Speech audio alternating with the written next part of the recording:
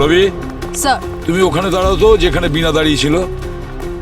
আর doctor Gargi, হ্যাঁ sir. এবারে বলো ওই বুলেটটা বিনার শরীরের কোন জায়গায় ঢোকে আর এক্সিট কোথা থেকে হয়? Okay sir.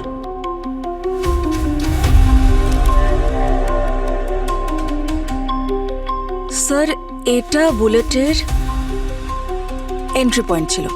ওকে। আর এটা এক্সিট। গুলিটা এখান থেকে ঢুকে আর এই গুলিটা কোন দিক থেকে চলেছে?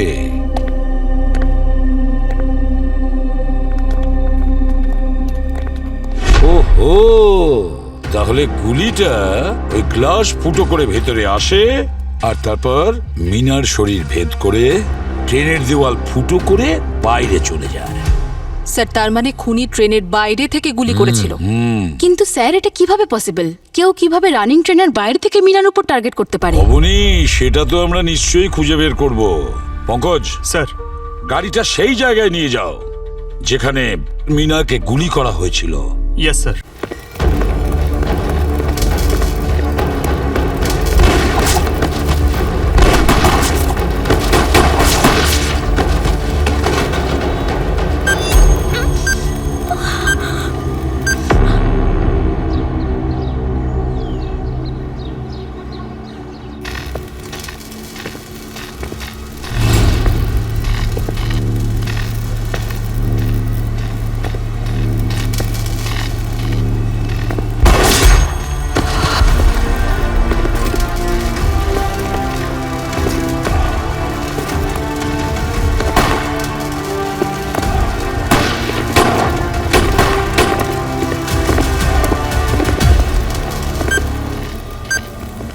শ্রেয়া, এর গায়ে তো বোম বাঁধা আছে। দয়া,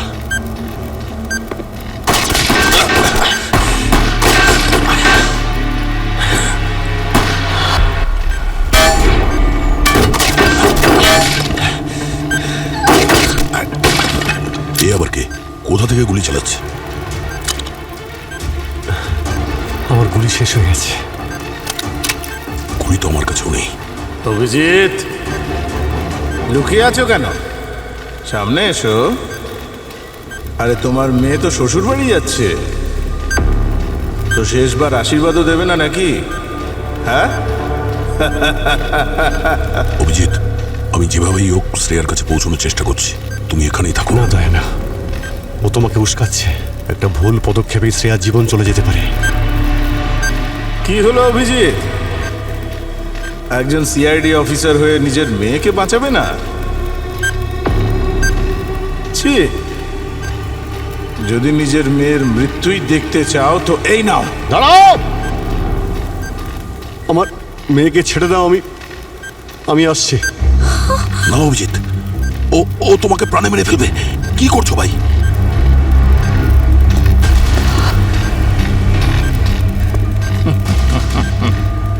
এই তো।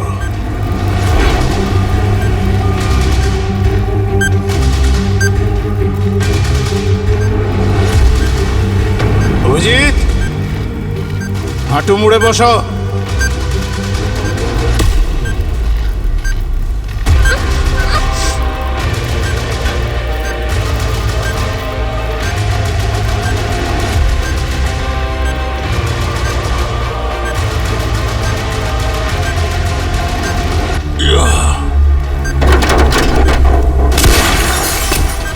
দাঁড়াও তো!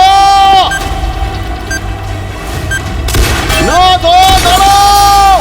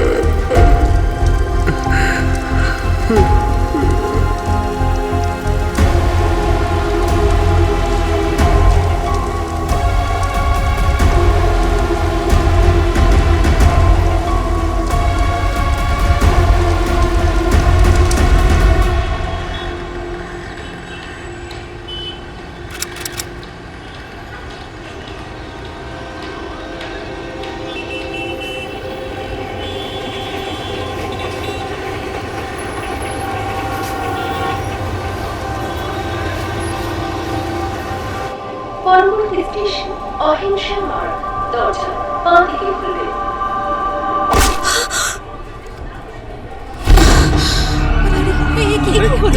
আরে কি হলো?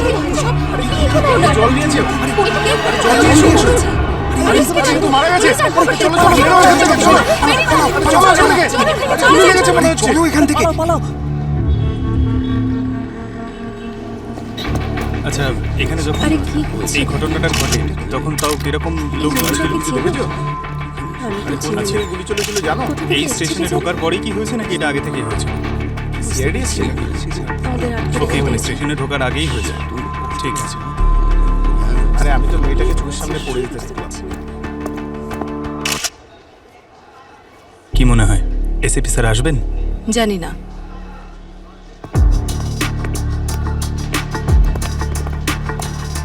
স্যার স্যার আমাকে এখান থেকে যেতে দিন। স্যার আমার কেমন বমি বমি পাচ্ছে। স্যার আপনি জল খাবেন?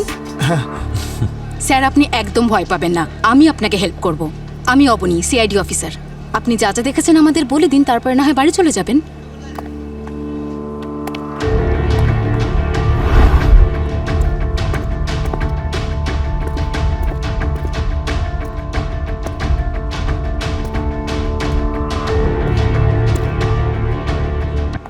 পুরবি, বস কোথায়? আসেননি নাকি?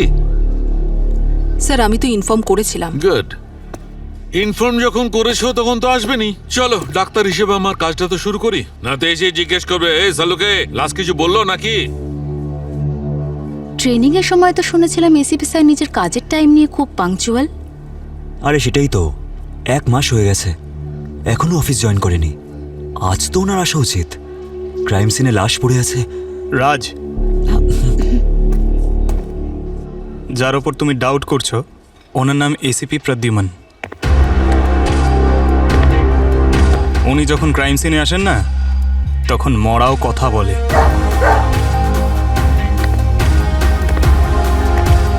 কোনো ব্যাপার না, নতুন তো, আস্তে আস্তে বুঝে যাবে।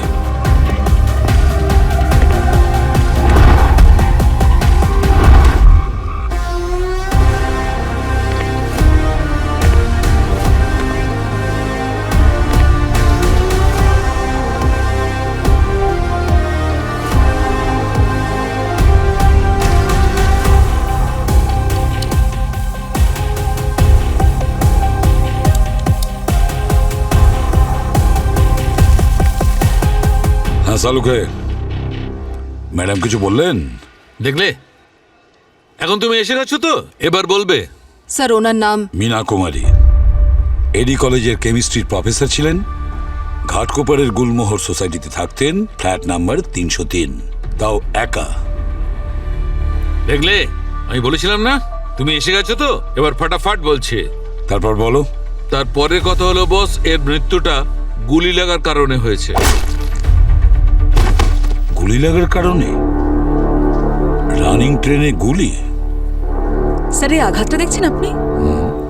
স্যার বুলেট বডিতে লেফট সাইড থেকে ভেতরে ঢুকেছে আর এই যে রাইট সাইড থেকে বাইরে বেরিয়েছে। খুনির নিশানা সঠিক ছিল বস। স্যার কিন্তু রেলওয়ে স্টেশনে এত হেভি সিকিউরিটি থাকে, তাহলে কেউ গান নিয়ে ঢুকলো কিভাবে? কেউ তো নিশ্চয়ই কোনো শব্দ শুনেছিল, গুলি চালাতে নিশ্চয়ই দেখেছে। কেউ কিচ্ছু দেখেনি স্যার, বিনা কামরার মাঝখানে দাঁড়িয়েছিল আর নিজের মোবাইলে গেম খেলছিল।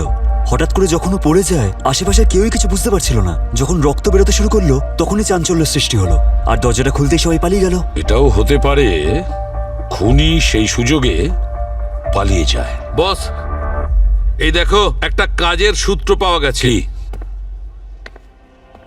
গুলি যেখান থেকে ভেতরে ঢুকেছে এন্ট্রি হোল এর ক্ষতটা ছোট, আর এই দেখো যেখান থেকে গুলিটা বেরিয়ে গেছে তার ক্ষতটা বড়।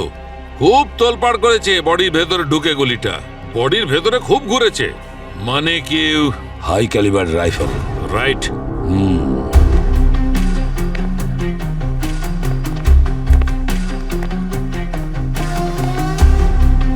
হাই ক্যালিবার রাইফেল, তাও আবার ট্রেনে।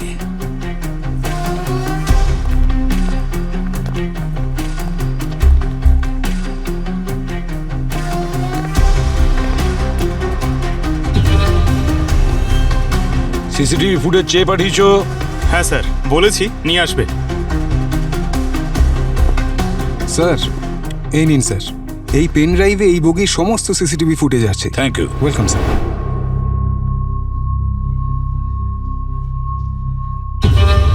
পজ পজ পজ, রিওয়াইন্ড করো যখন বিনার গুলি লেগেছে।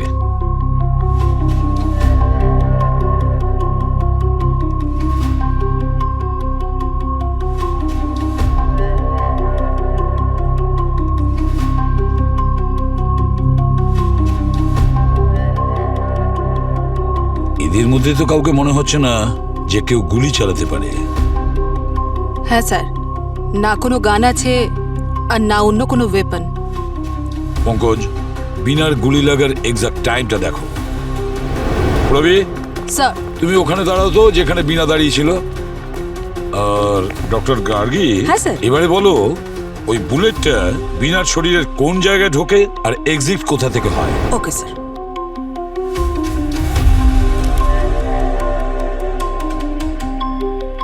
স্যার এটা বুলেটের এন্ট্রি পয়েন্ট ছিল, ওকে, আর এটা এক্সিট। গুলিটা এখান থেকে ঢুকিয়ে, আর এই গুলিটা কোন দিক থেকে চলেছে?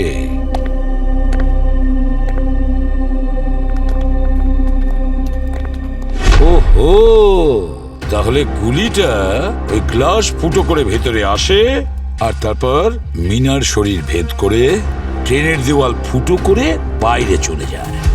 স্যার তার মানে খুনি ট্রেনের বাইরে থেকে গুলি করেছিল। কিন্তু স্যার এটা কিভাবে পসিবল? কেউ কিভাবে রানিং ট্রেনের বাইরে থেকে মিনার উপর টার্গেট করতে পারে? অবনী, সেটা তো আমরা নিশ্চয়ই খুঁজে বের করব। পঙ্কজ স্যার, গাড়িটা সেই জায়গায় নিয়ে যাও যেখানে মিনাকে গুলি করা হয়েছিল। Yes sir.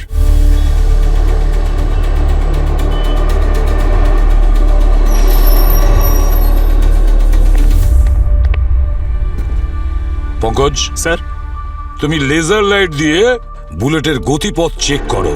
প্রবি, দাঁড়িয়ে পড়ো ঠিক ওখানে।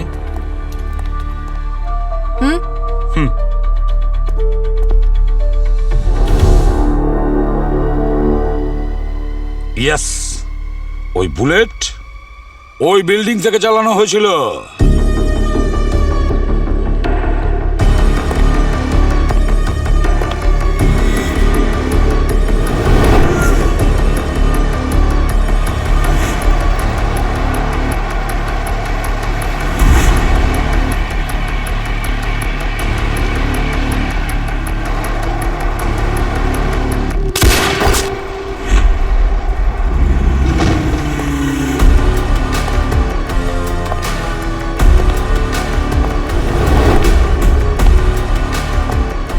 অদ্ভুত ব্যাপার বস, এই শুটার তো একদম শার্প শুটার। কিন্তু স্যার একজন শুটার একজন কেমিস্ট্রি টিচারকে কেন মারবে? পঙ্কজ, আজ থেকে 7 দিন আগে ঠিক এরকমই একটা ঘটনা ঘটে গোয়া বিচে। একজন বিজনেসম্যানকে খুন করা হয় একই রকম পদ্ধতিতে। কোনো না কোনো কানেকশন তো নিশ্চয়ই আছে। পঙ্কজ, হ্যাঁ, স্যার। তুমি আর পুরবী গোয়া চলে যাও আর ওই কেসের ব্যাপারে ভালো রকম তদন্ত করো। আর দয়া, অভিজিৎ, ওই বিল্ডিং এ যাও, দেখো ওখানে কিছু পাওয়া যায় কিনা। বস, ওরা কেউ এখানে নেই।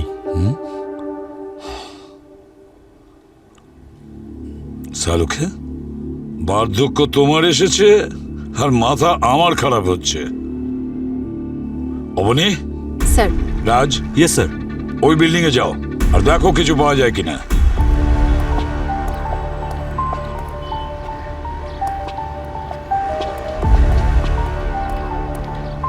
অবনী, ওদিকে একটা টেরেস আছে, তুমি এদিকে দেখো, আমি ওদিকটা দেখছি। ঠিক আছে।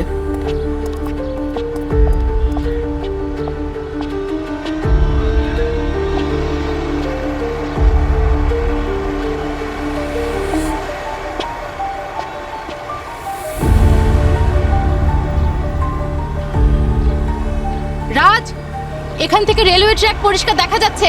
এখান থেকেও?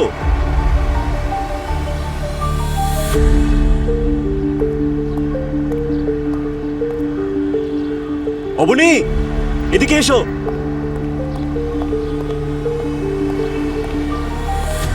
জুতোর ছাপ, তোমার কি মনে হচ্ছে? 10 নম্বর তো হবেই। মোটা সোলের বুট মনে হচ্ছে।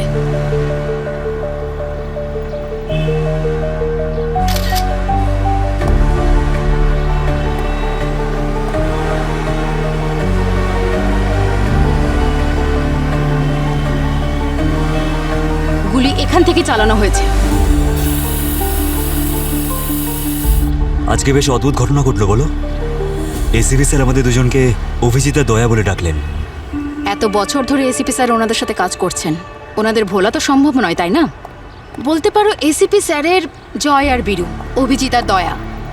জানো, আমি সিআইডিতে ওনাদের জন্যই জয়েন করেছি। কাজে ফোকাস করো, না হলে জয়বীরুর কি হবে জানি না, কিন্তু এসিপি স্যার আমাদের দুজনের অবস্থা খারাপ করে দেবে।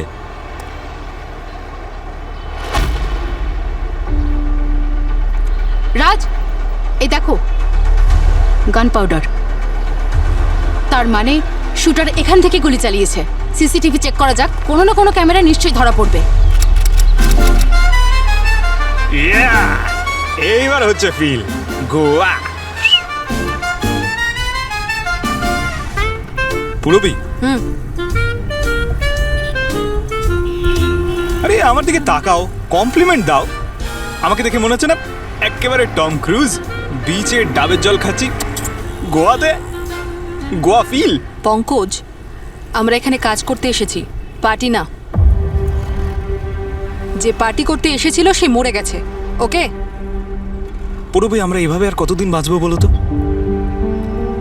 এক তো আমাদের কাজটা এত স্ট্রেসফুল, আমি সবসময় চেষ্টা করি তোমাকে হাসাই, তোমার মুডটা লাইট করি।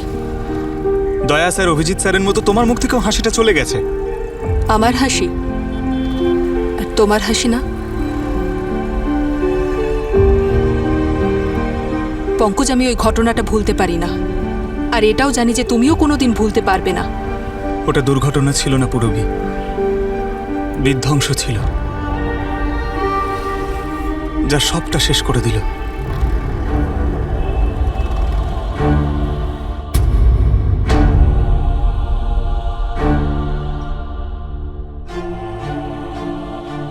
কাকা, উনি তো সিআইডি অফিসার, উনি এখানে কি করছেন? তুই তো এখনো স্বপ্ন দেখছিস রে। এই অভিজিৎ ওর ভাইয়ের মতো বন্ধু দয়ার খুন করে এখানে এসছে।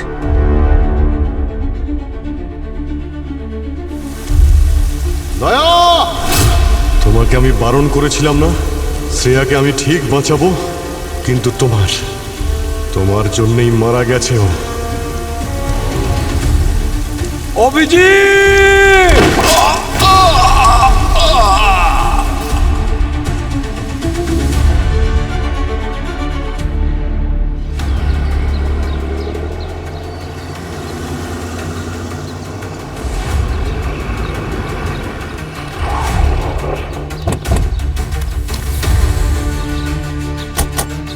জয় হিন্দ স্যার। জেন, আচ্ছা ওই মার্ডার যেখানে হয়েছিল ওই জায়গাটা কোথায়? আসুন স্যার, দেখাচ্ছি, আসুন।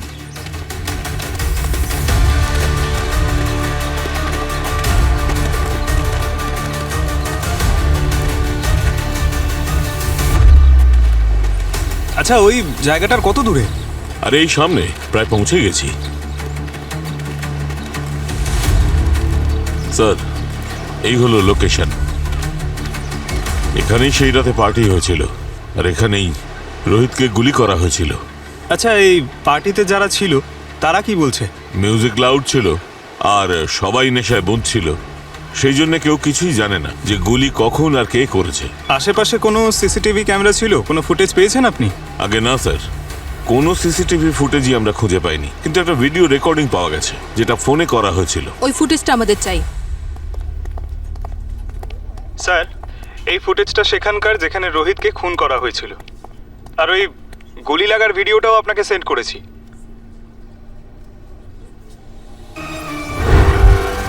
এটা তো ঠিক সেরকমই হয়েছে যেরকম কেমিস্ট্রির প্রফেসরের সঙ্গে যা হয়েছিল। Exactly sir. স্যার, এখানেও কেউ কোনো গুলি চালানোর শব্দ শোনেনি, এমনকি কেউ কিছু দেখেও নি। আর স্যার, সালুখে স্যারের থিওরি আর এখানকার রিপোর্ট দুটোই ম্যাচ করছে। হ্যাঁ, এই দুটো কেসেই যেভাবে গুলি শরীরের ভেতরে ঢোকে সেখানকার এন্ট্রি পয়েন্ট মানে টার্গেট ভীষণ ছোট, আর যেখান থেকে গুলি বাইরে বেরোয় এক্সিট পয়েন্ট সেখানকার শরীর থেকে ফুঁড়ে উঠেছে আর ছিদ্রটাও অনেক বড়। তার মানে এই দুটো কেস একে অপরের সাথে কানেক্টেড? এরকম কি কিছু বলেছি? বলিনি তো? ওদের দুজনের ক্রিমিনাল রেকর্ডস আছে? না স্যার, রোহিত একজন সাধারণ মানুষ ছিল। মুম্বাইতে একটা সাবানের ছোট ফ্যাক্টরি ছিল। বুঝে উঠতে পারছি না, একজন কেমিস্ট্রির প্রফেসর, একজন সাবান তৈরি করে এমন এক লোক, এই দুজনকে কেউ কেন মারবে?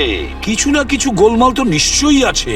স্যার, হ্যাঁ, আমি সিসিটিভি ফুটেজের রেকর্ডিং বলতে চাইছি যে আমি আর অবনী সিসিটিভি ফুটেজের রেকর্ডিং 3 জন সাসপেক্টকে শর্টলিস্ট করেছি, যেটা প্রফেসরের মৃত্যুর সময় মনে হয় ছাদে দাঁড়িয়েছিলেন। স্যার, এই গিটার কাঁধে লোকটার উপরে ডাউট হচ্ছে। কেন? কারণ ওর হাতে যে গিটার বক্সটা আছে, হতে পারে ওতেই ও স্নাইপার গানটা লুকিয়ে এনেছিল। হতে পারে। একটা কাজ করো, এই 3টের কপি করে পঙ্কজ আর পুরবিকে পাঠিয়ে দাও। Okay sir. আর খোঁজ নাও এদের মধ্যে কে এমন আছে যে কিনা গোয়ার এলাকাতেও এমন ভাবে মাতব্বরি করছিল।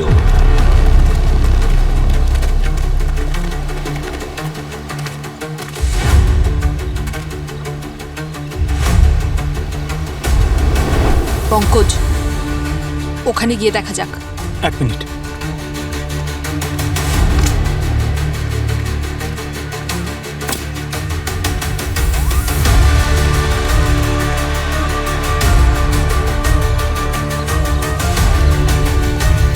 পঙ্কজ, ক্রাইম সিন থেকে এই জায়গাটা 2.5 থেকে 3 কিলোমিটার দূরে।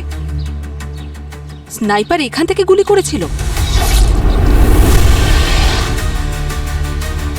চলো একবার গিয়ে দেখি। আরে গিয়ে দেখবো মানে? ওই উপরে যাবো নাকি? আরে এতগুলো সিঁড়ি কে ভাঙবে? চলো। আরে দূর বাবা। আরে পুরবি, অনেকগুলো সিঁড়ি তো।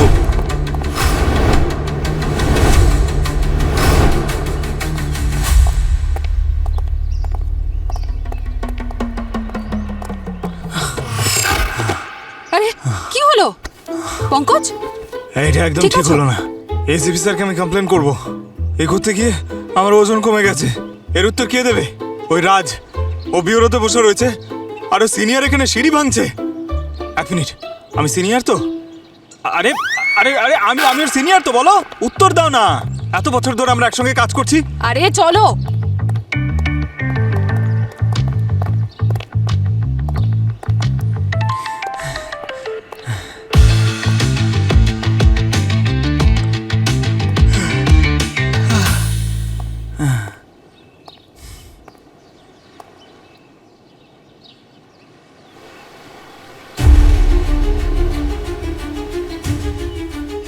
Pankaj, red flag.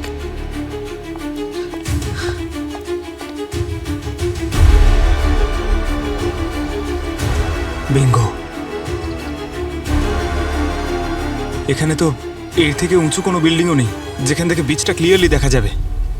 মনে হচ্ছে শুটার এখান থেকেই রোহিতকে মেরেছে।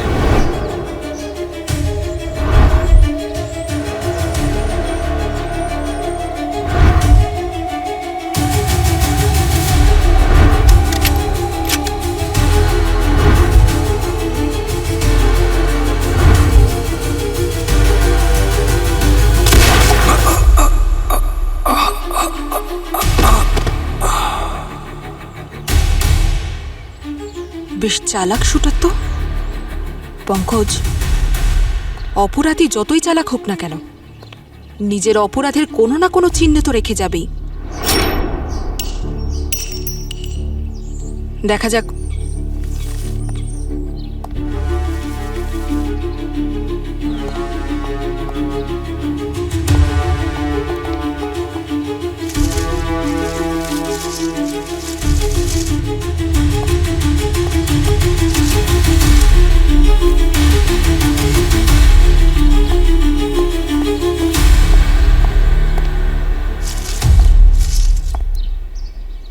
পুরবি,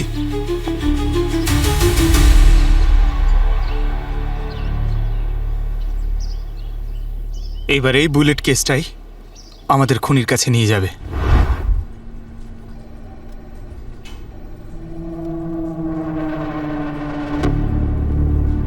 স্যার 2 কিলোমিটার দূর থেকে ও রোহিতকে গুলি করেছিল। খুব দুর্লভ স্নাইপার এটা। এ হয়তো কোনো পুলিশ ফোর্সে বা কোনো গ্যাং এর হয়ে কাজ করে। হ্যাঁ স্যার, আর ফরেন্সিক রিপোর্ট অনুযায়ী দুটো জায়গাতেই dragon of sniper rifle use হয়েছে স্যার। Dragon of sniper rifle. Rohit আর মিনাকে যে খুন করেছে সে একজন লোকই। তাহলে দুজনকে মার্ডার করার ক্ষেত্রেও নিশ্চয়ই একটাই কারণ থাকবে। কিন্তু কি কারণ হতে পারে? রোহিত আর মিনা কোনো না কোনো কানেকশন তো নিশ্চয়ই আছে। ওদের দুজনের ঠিকুজি কুষ্টি বের করো।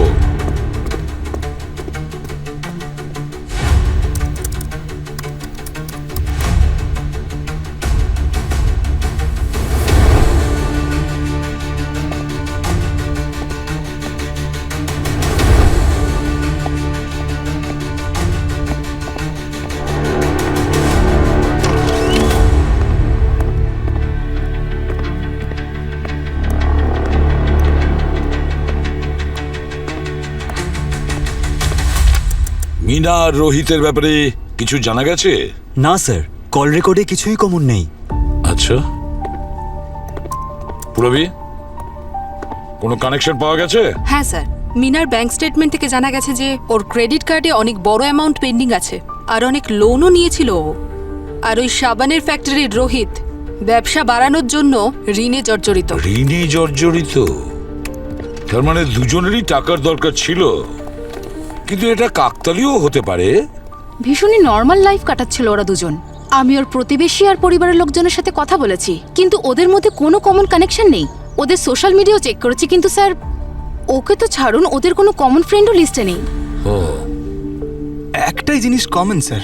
কি স্যার, এই দুটো ফোনেই একটা গেম আছে, টিম শুটার। স্যার এতে কমনের কি আছে? এই গেম তো আমার ফোনেও আছে। আমার প্রতিবেশী একটি ছেলে সবসময় এই গেমটা খেলে গ্রুপে। এই গ্রুপে গেম খেলা হয়? তার মানে কথা বলা, চ্যাটিং সবটাই নিশ্চয়ই হয়। হ্যাঁ স্যার।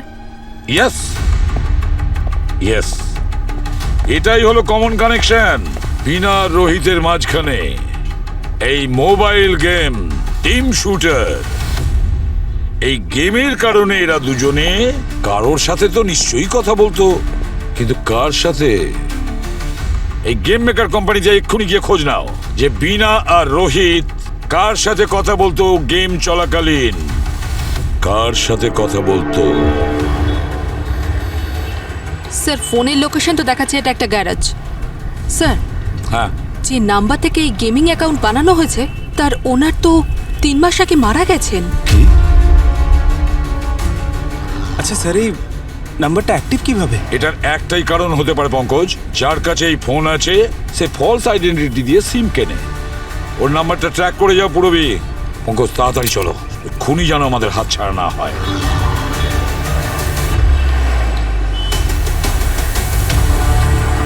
পঙ্কজ, এখান থেকে লেফটে। লেফট।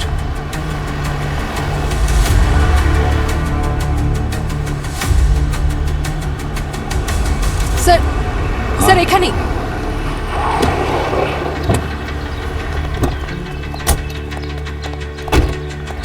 সবাই সাবধানে থেকো, এরা কিন্তু শার্প শুটার, যে কোনো দিক থেকে গুলি আসতে পারে, বুঝেছো? পঙ্কজ, রাজ, এইদিকে যাও। পুরবি।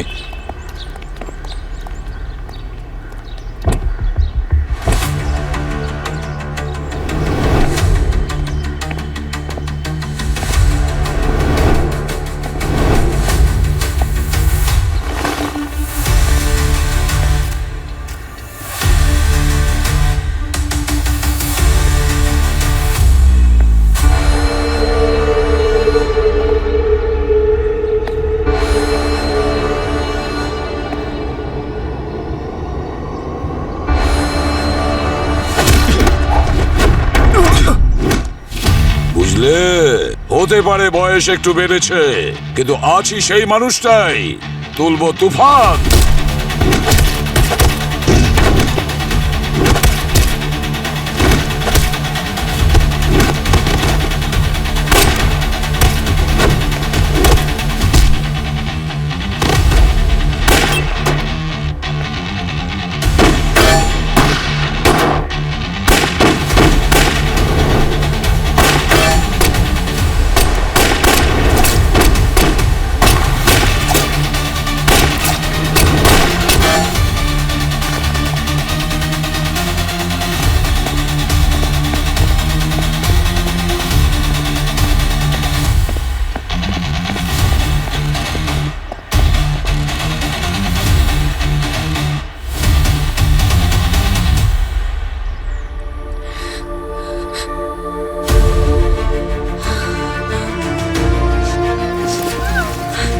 স্যার, স্যার, স্যার, হ্যাঁ পঙ্কজ, কি হয়েছে?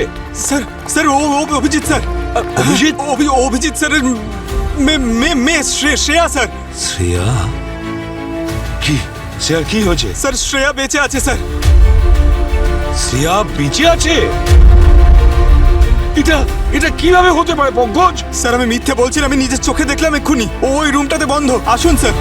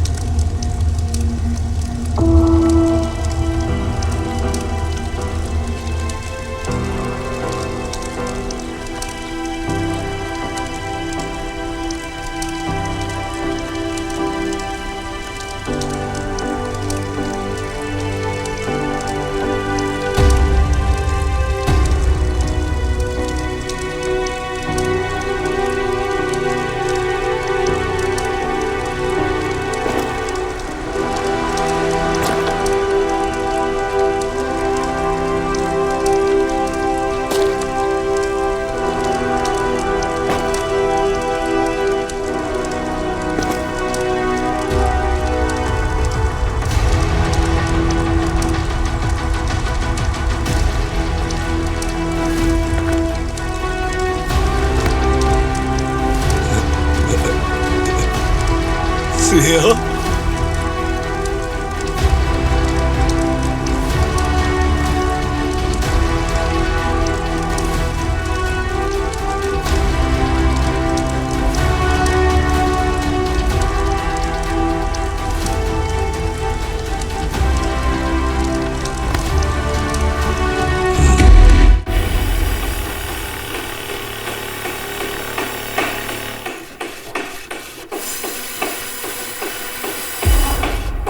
স্যার, এসিপি স্যার আপনার সঙ্গে দেখা করতে এসেছেন। আমি তোমাকে কতবার বারণ করেছি, কারোর সঙ্গে আমি দেখা করব না। এই জেল আসামিদের জন্য অভিজিৎ, এটা তোমার জন্য নয়। চলো তোমরা সবাই বাইরে এসো।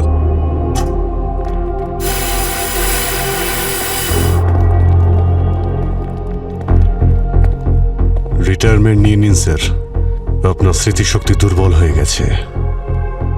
আপনার হয়তো মনে নেই যে আমিও একজন আসামি। আমার অভিজিৎ কখনো অপরাধ করতে পারে না। দয়া এখনো বেঁচে আছে।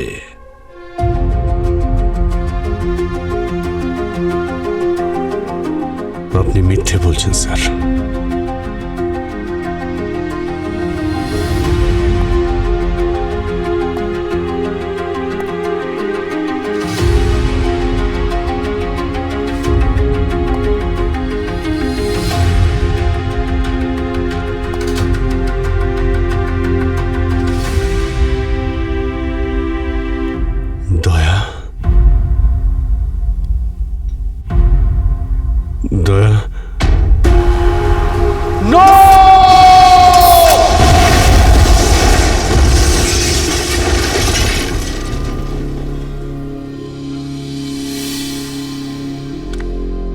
আমি জানি অভিজিৎ, তুমি আমাকে কখনো ক্ষমা করবে না, সেই কারণে আমি কখনো তোমার সামনে আসিনি। শুধু তুমি না, আমি কারোর সামনেই আসিনি। তাহলে এখন কেন এসেছো? চলে যাও এখান থেকে। আমার মেয়ের স্মৃতি নিয়েই আমাকে বেঁচে থাকতে দাও। শ্রেয়ার স্মৃতি নিয়ে তোমার বেঁচে থাকার কোনো প্রয়োজন নেই অভিজিৎ। শ্রেয়া এখন কোনো স্মৃতি নয়, ও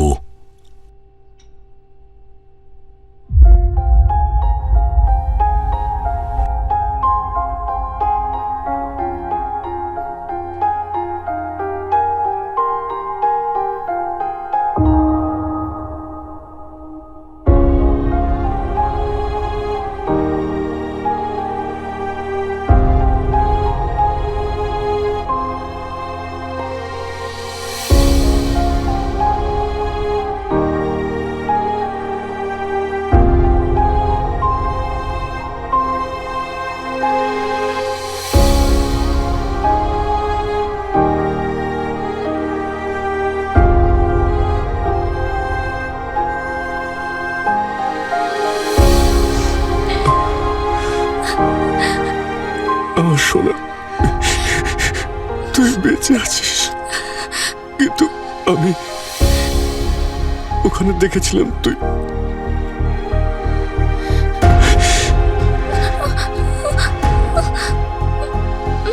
যখন আমি গুন্ডাদের সঙ্গে লড়াই করছিলাম, একটা হাত এসে তোকে নিয়ে যায়। তোর মতো দেখতে একটা মেয়েকে বদলে দেয়, তোকে নিয়ে গিয়েছিল। ওরা বলছিল যে অভিজিৎকে কষ্ট দেবে।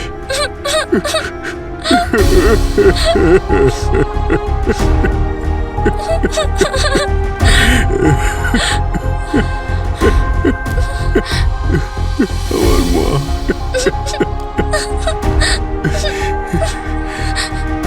তুই ঠিক আছিস?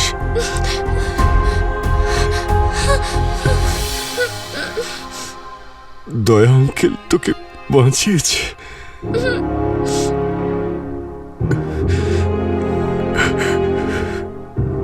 ক্ষমা করে দাও আমাকে ভাই, ক্ষমা করে দাও আমাকে। আরে না ভাই, আমি তোমার উপর গুলি করেছিলাম ভাই, আমাকে ক্ষমা করে দাও। নিজেকে দোষারোপ করো না অভিজিৎ, তুমি আমাকে গুলি করোনি, আমার উপর গুলি অন্য কেউ করেছিল। গুলি কে চালিয়েছিল? ওই দিন নদীতে পড়ে যাওয়ার পর যখন আমার জ্ঞান ফিরল, তখন একটা ছোট্ট ঝুপড়িতে ছিলাম আমি।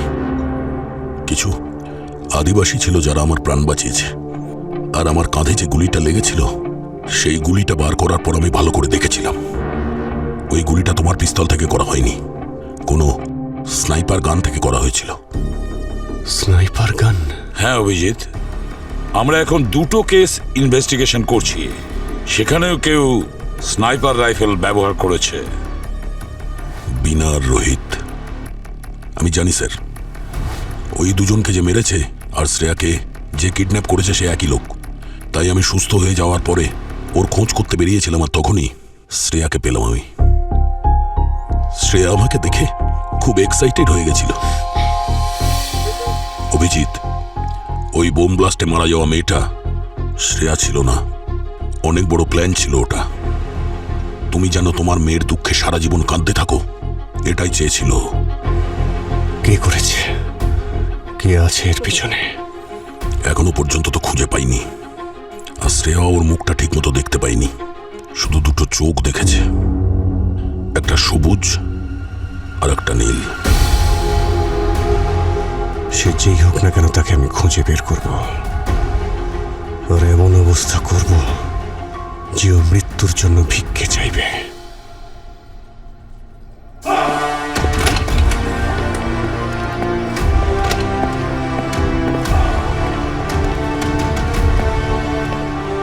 দয়া, অভিজিৎ, এসো কাজে লেগে পড়ো।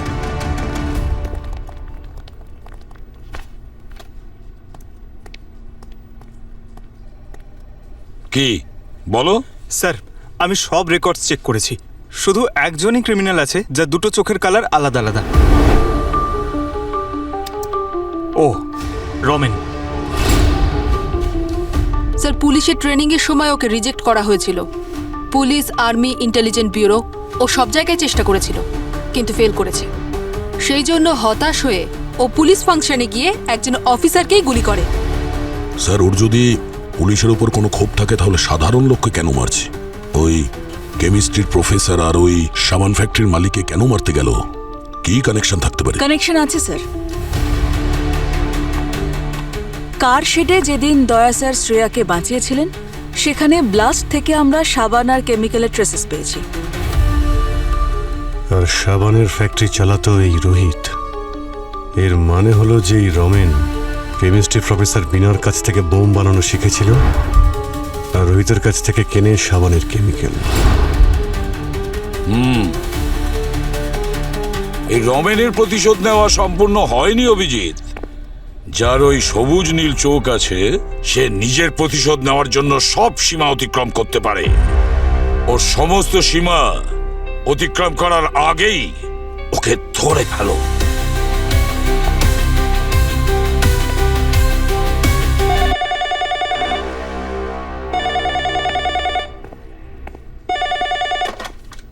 হ্যালো। ছোট্ট ব্যাপার, চোখ খোলেন তবেই পাওয়া যাবে গাড়ি। হোয়াট? কে বলছেন? স্যার, আমি পাটিয়ালা থেকে সরতাজ। পাটিয়ালা থেকে? না না, মুম্বাইয়ে। আর এক্ষুনি তো আপনি বললেন পাটিয়ালা থেকে বলছেন। স্যার, আমি তো পাটিয়ালারই লোক। আরে ও দাদা, পয়েন্টে আসার জন্য কত নেবেন? সো পয়েন্ট এটা হলো যেটা লোক এলো, বসে আমার সঙ্গে লস্যি ফসি খেলো, তড়কা পরোটাও খেলো, আর বুজুক মজাক দিয়ে আমার ট্রাক নিয়ে চলে গেল। সবুজ নীল চোখ ছিল। সবুজ নীল চোখের লোক? হ্যাঁ স্যার। আপনার ট্রাকের নাম্বার কত? স্যার, ট্রাকের লোকেশন জানা গেছে। এখান থেকে মাত্র 5 মিনিটের দূরত্বে।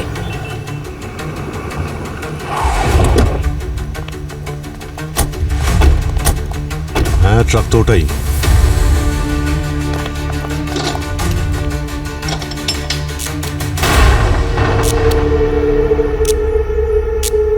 মোমবাতি?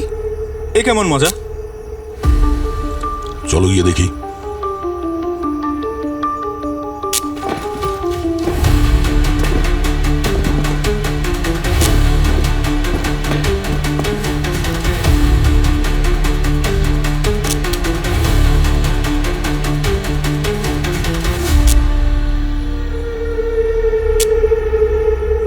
গান পাউডার?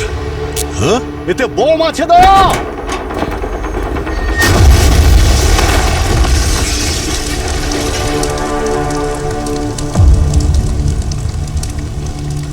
স্যার, আপনারা ঠিক আছেন তো? স্যার, রমেনের এটা প্ল্যান ছিল আমাদের মারার জন্য। এত কিছু ও শুধু আমাদের মারার জন্যই করবে না, আমাদের সঙ্গে খেলছে ও। কোনো বড় প্ল্যান আছে ওর। অভিজিৎ, আজকে তো দেখছি অনেক লোক হাতে ক্যান্ডেল নিয়ে ওই শহীদ স্মরণে জমায়েত হচ্ছে।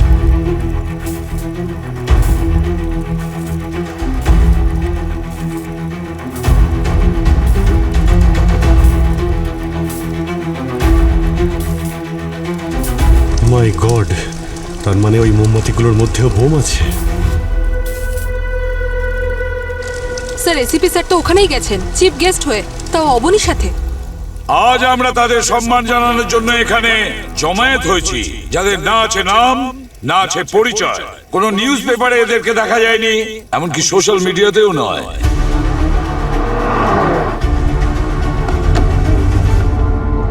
এদের কৃতিত্ব আমাদের সকলকে প্রভাবিত করেছে। এরা সেই লোক যারা নিজেদের মৃত্যুকে বাজি রেখে বহু মানুষকে প্রাণে বাঁচিয়েছেন আর নিজেরা শহীদ হয়ে গেছেন। স্যার, এসিপি স্যারের কাছে ফোন যাচ্ছে না, মনে হচ্ছে ওখানে জ্যামার বসানো আছে। সময় খুব কম হাতে দয়া, এক্ষুনি তো প্রোগ্রাম শুরু হয়ে যাবে। পঙ্কজ, এক্ষুনি আরটিওকে ফোন করে বলো রাস্তা ক্লিয়ার রাখতে ফায়ার ব্রিগেডের জন্য।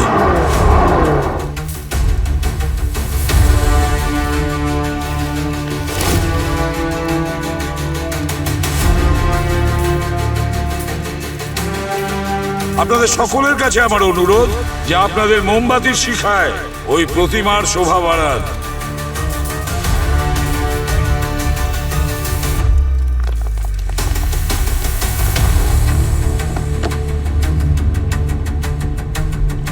পঙ্কজ, কতক্ষণের মধ্যে আমরা পৌঁছতে পারবো? স্যার আর 6 মিনিট দেখাচ্ছে স্যার।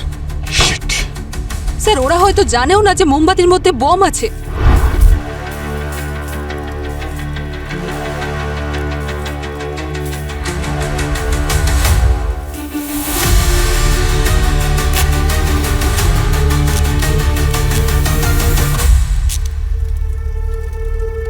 Thank you.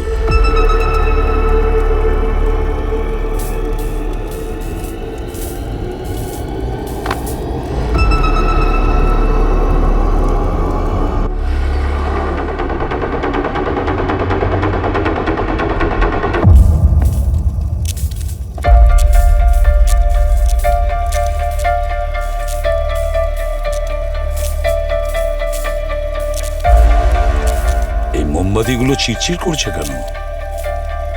কিছু একটা গোলমাল আছে। কার শেডে যেদিন দয়া স্যার শ্রেয়াকে বাঁচিয়েছিলেন সেখানে ব্লাস্ট থেকে আমরা সাবান আর কেমিক্যালের ট্রেসেস পেয়েছি। পুলিশ, আর্মি, ইন্টেলিজেন্স ব্যুরো ও সব জায়গায় চেষ্টা করেছিল, কিন্তু ফেল করেছে। সেই জন্য হতাশ হয়ে ও পুলিশ ফাংশনে গিয়ে একজন অফিসারকেই গুলি করে। এর মানে রমেন কেমিস্ট্রি প্রফেসর বিনার কাছ থেকে বোম বানানো শেখে আর রোহিতের থেকে কেনে সাবানের কেমিক্যালস।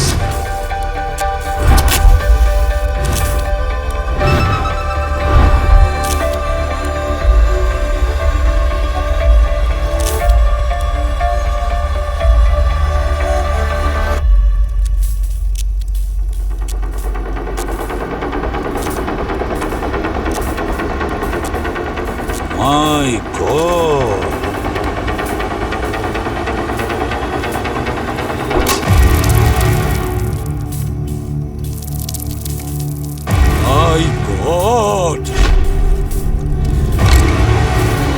প্রিয়াংশী, চলো ক্যান্ডেলটা স্টেজে রাখো। না মা, আমি কিছুক্ষণ খেলবো। প্রিয়াংশী, জেদ করো না। নো। প্রিয়াংশী, আমি বললাম তো না মা। না!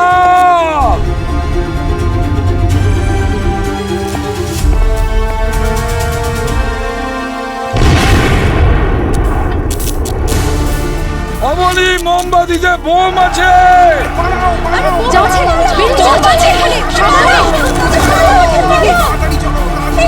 My God!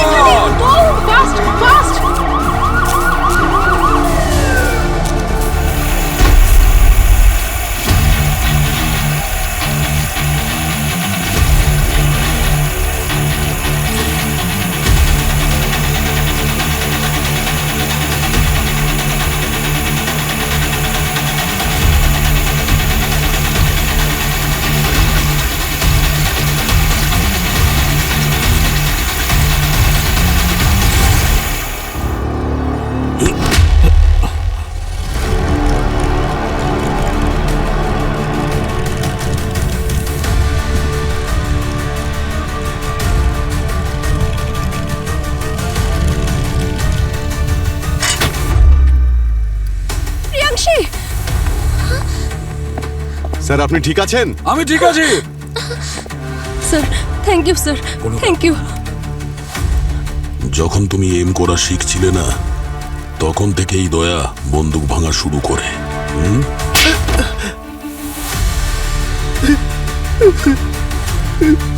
তুমি প্রতিশোধ নিতে চেয়েছিলে পুলিশ ফোর্সের ওপর, তাহলে তুমি আমার মেয়েকে কেন কিডন্যাপ করেছিলে?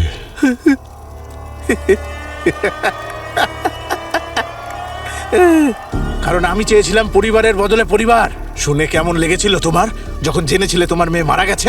যে যন্ত্রণা তুমি একদিনও সহ্য করতে পারোনি, সেই যন্ত্রণা নিয়ে আমি বছরের পর বছর বেঁচে আছি। একে কি তোমরা চেনো? শশাঙ্ক? এ তো আমাদের সঙ্গে একটা মিশনে ছিল না? কিন্তু এর ছবি তোমার কাছে? ভাই ছিল আমার, যার সাথে তোমরা বিশ্বাসঘাতকতা করেছো। তোমাদের মিশন ফেল হয়ে যাওয়ার পর এই দয়া শুধু তোমাকে বাঁচিয়েছিল, আমার ভাইকে ওখানে মৃত্যুর মুখে ঠেলে দিয়েছিল। এটা সত্যি নয়। আমি ওখানে পৌঁছানোর আগেই ও অলরেডি মারা গেছিল। মিথ্যে মিথ্যে কথা বলো তোমরা সিআইডি অফিসাররা। আমরা সিআইডি থেকে রমেন, আমরা নিজের জীবন দিতে পারি, কিন্তু কোনো সঙ্গীকে মরার জন্য ছেড়ে আসি না আমরা। এ কথার মর্ম সেই বোঝে যে কিনা প্রাণে বাঁচায় সে জানে। তোমার মতন খুনি কখনোই বুঝবে না। তুমি বিনা আর রোহিতকে কেন মেরেছো? ওদের দুজনের সঙ্গে টিম শুটারে পরিচয় হয়েছিল। আমার বোম বানানোর কেমিক্যাল আর টেকনিশিয়ানের প্রয়োজন ছিল, আর ওদের দরকার ছিল টাকার। আর কি, কাজ শেষ, মানুষও শেষ। নিয়ে যাও একে।